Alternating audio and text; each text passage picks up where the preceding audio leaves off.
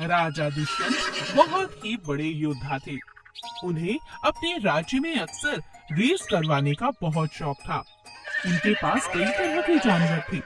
हर किसी जानवर की वो हमेशा प्रतियोगिता रखते रहते थे और इसका प्रदर्शन देखने के लिए कई लोग वहाँ पर आते थे। एक दिन राजा की बेटी ने अपने पिता से कहा, पिताजी, आप इतने सारे हमारे जानवरों की प्रतियोगिता रखते हैं, रेस करवाते हैं, बहुत मजा आता है, लेकिन हमेशा जानवरों से ही क्यों? क्या इंसान जानवरों से कम शक्तिशाली है? राजा अपनी बेटी की बात पर विचार करता है और अपने राज्य में एक ऐलान करता है, जो कोई भी राजा के पसंदीदा घोड़े चेतक के साथ रेस लगाएगा और जीत जाएगा, राजा उसे बहुत बड़ा इनाम देंगे। सुनो सुनो सुनो। ये बात पिंटू को पता लगती है। पिंटू एक गरीब घर का लड़का था। गरीबी के कारण उसकी शिक्षा भी पूरी नहीं हो पाई थी। उसकी माँ बहुत बीमार थी और उसे पैसों की सख्त जरूरत थी। पिंटू ने सोचा कि वो किसी भी तरह से घोड़े से रेस लगाएगा और जीत का पैसा मिलने पर अपनी माँ का इलाज कराएगा। राजा के पास पिंटू पहुँच जाता है।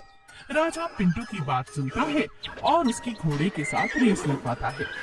घोड़े के साथ रेस लगाने के बाद पिंटू प्रथम आ जाता है। यह देखकर हर कोई हैरान रह जाता है। राजा पिंटू को अपने पास बुलाता है और कहता है, हाँ, बड़े अच्छे घर के लगते हो। खूब खुराक खाई है तुमने।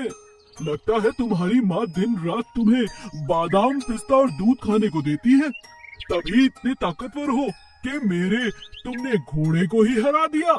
वाह, अब जाओ यहाँ से, तुम्हें इनाम नहीं मिलेगा। ये सब तुम्हारी ताकत का कारण है और कुछ नहीं। ये बात सुनते ही राजा की बेटी को बहुत दुख पहुंचता है। थोड़ी दूर चलने के बाद ही राजमहल के बीचों बीच पिंटू गिर जाता है। सभी लोग उसका ख्याल रखते हैं। राजा की बेटी भी उसका ख्याल रखती है। क्या हुआ तुम्हें? तभी महामंत्री राजा के सामने आता है और कहता है, महाराज, माफ कीजिए, मगर आप ये गलत आरोप लगा रहे हैं। इस बेचारे की माँ तो बहुत बीमार है। ये बहुत गरीब घर का लड़का है महाराज। इसकी पढ़ाई भी गरीबी के कारण पूरी नहीं हो सकी। ये अपनी माँ का इलाज करवाना चाहता है।